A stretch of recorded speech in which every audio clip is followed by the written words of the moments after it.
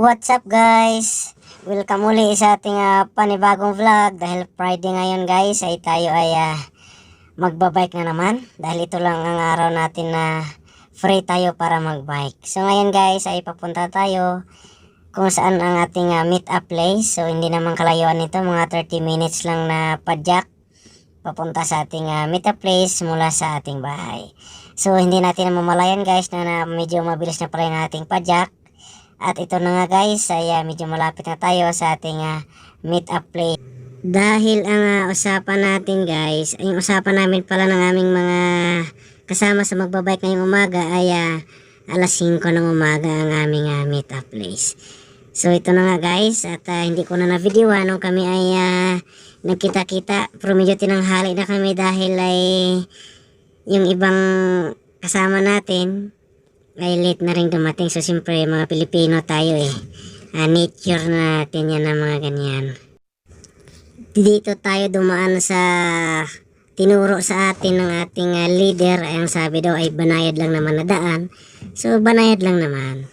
Medyo pakit lang ng kaunti. At siyempre medyo maaga pa naman kaya hindi pa ramdam ang pagod. So dumaan muna kami dito guys sa may kainan. At nagmerienda muna kami dahil nakapadyak na kami ng mga 1.5 oras na. So ito lang aming kinain muna, sandwich at kape. So siyempre magbabay kasi tayo kaya natin pwedeng kumain ng kanin. So mamayang pag-uwi na sa bahay ang kanin.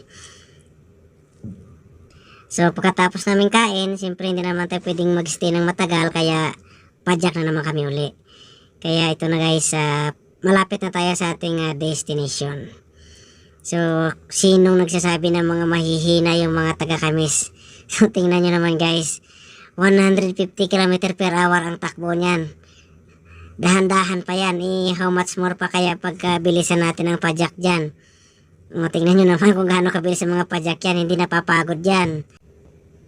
Sandwich at kape pa lang ang kinain yan. How much more kabsa yan. Hindi kaya hasibashi ang kinain yan. Ako, baka 250 km per hour ang takbo niyan. Maligalig pa yung dalawa. Medyo binabantayan ko muna guys yung ating isang kasama dahil mahal kasi ang paa nito guys. Stainless ang paa nito kaya kailangan nating alalayan at baka biglang dukutin ng mga babon dito at maraming babon dito. Kaya ganyan lang yung mga padyak niya na kasi inaalalayan lang ang padyak dahil ang paa niya na stainless.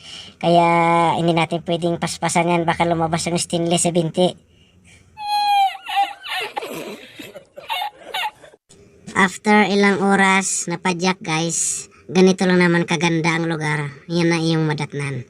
So unti-unti nilang pinapaganda yung lugar na ito. At marami rin kasi dito nangingisda din. Pero hindi naman kalakihan yung mga mahuhuli dito, mga tilapia. Ayos. Yan, ganyan yung lambat ko. Yan. Dati guys, nung ako ay hindi pa nakarating dito sa lugar na ito, nung nasa Pilipinas pa ako, madalas kong maririnig sa mga tao na mainit at puro desierto ang lugar na ito. So nandito na pala ako, hindi naman pala totoo. May mga lugar lang pala ng mga disyerto at may lugar din ng mga ganito. Kaya huwag tayo minsan maniniwala sa mga kwento-kwento ng iba. May mga lugar din pala dito guys na may mga puno din. May mga lugar din na may mga tubig. At may mga lugar dito na may mga disyerto. So kung doon ka siguro sa mga disyerto na lugar na mapapunta, for disyerto lang talaga ang makikita nyo. So dito guys, sa lugar dito kung saan kami ay nagtatrabaho, dito ay may mga ganitong lugar ka rin makikita, mga magagandang tanawin, mga bundok, at may mga lugar dito guys na mga may puno. Sa kabila, no? May ilaw naman tayo. Hindi, pwede siguro mag-camping. Hindi nila kayo. Sa kabila. May mga nagka-camping doon sa kabila. Yan, siguro Air Force kasi yan Sa dyan. kabila, sa pagtawid pa. Lumot lang yung nahuli namin. Saka yung mga dak. Hindi yan nakatapok sa lupa. Hindi kayo. Nakatandaha ka. Pagayo-gayo. Pero si Boss Makoy, nawarningan naman tayo. Sa kalsada. Ay, ito naman sa para successful posting. Panguting ano? May nangingisda.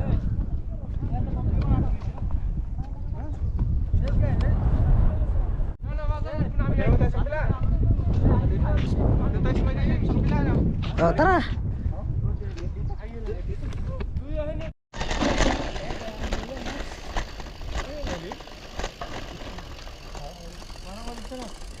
Kapit. Saan tayo? Dito sa ilalim. So dito guys, naka-road bike ako pero yung dinaanan namin ay ganitong daan, lubak-lubak at hindi simento. So medyo masakit yung balikat ko sa kalundag-lundag dahil naninibago ako sa aking bike. Dahil hindi ko na masyado siyang ginagamit dahil ang ginagamit ko ay mountain bike na. So naghahanap kasi kami ng puno na pwede namin mapagsilungan habang nagpapahinga dahil medyo mainit na yung araw. So pagdating namin dito ay wala naman palang puno. So bumalik, naghanap ulit kami ng ibang lugar.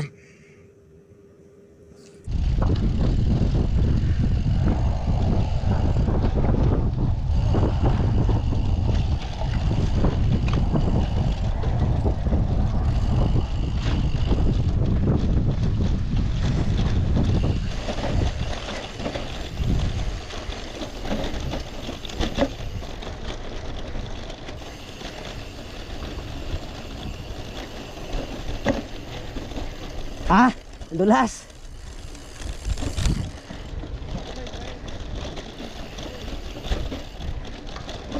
Saan ba yung balak nyo pumuntang dalawa? Huwag kayong ganyan.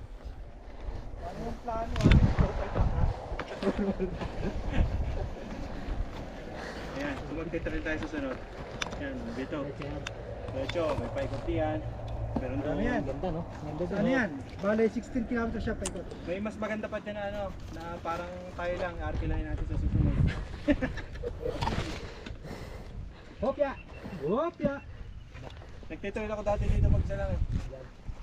Kaso may kasama ka. Hindi, nag-isa lang. Ah, isa lang talaga. Kami, bago kami magkakilala ng mga to, iba-ibang trip namin. Ito, mga trails sila. Ako, more on long ride. Sige, sabihin mo. Ay, matapang. Hopya! Papakita ko kung paano ko sasabunin.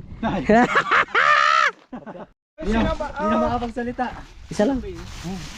Isa na lang pala. Ay, sa'yo na, hati tayo. Hindi, ako. Wala na. Kaya hindi ko ito maubos talaga. Hindi mo mabas talaga? Oo. Hindi ko maubos to. Diet ka? Hopyang baboy tawag sila dito. Ika naman, kasarap-sarap pa, binababoy mo. Yung may bawang sa loob. Bubunga? Sibuyas pala. Lagay mo, di ba, ang palaman, ano palaman to, sibuyas palaman mo? Ang sibuyas dahon, slice mo pa. Mag-slice ka, ayun, masarap.